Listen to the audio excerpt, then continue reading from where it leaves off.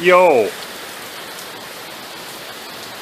Got a 2008 Mazda 3 in here. I'm going to do some rear shocks. This shock's so bad that I just jacked it up and it's leaking all over the place. Nice. I put some penetrant on them just because they're so long.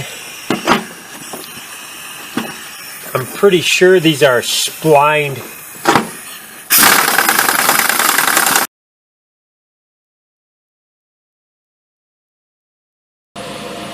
Shock tower bolts. And I got a 17 millimeter.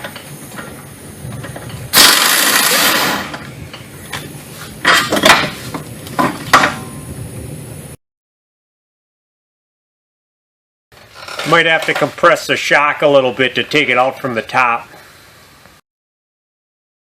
You got to get on here with a vice grip or something on the top of this.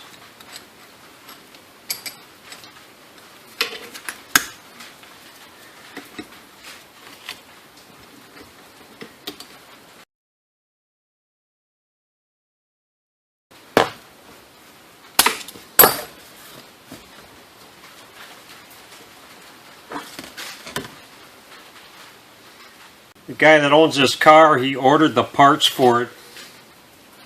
He got KYB shocks, which are really nice for this car, and he got some mounts for it too.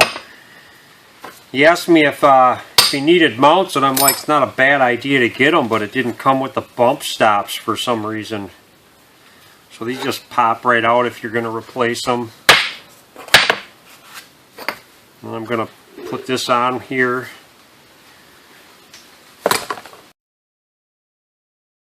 You don't ever want to crush the body on the vise. They don't need to be super tight or anything. Gravity kind of holds all this together. But if this thing ever rattles going over bumps, you're going to know that these bolts are loose. It'll be fine just like that.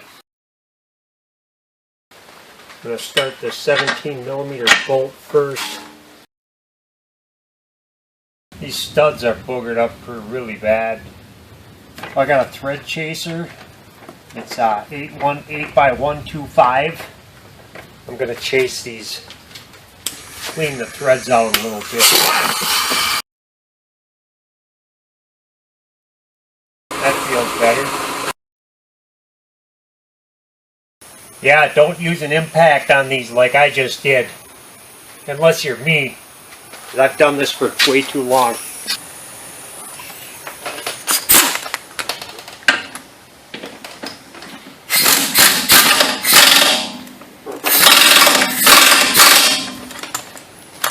And done. If your shock works like a pogo stick,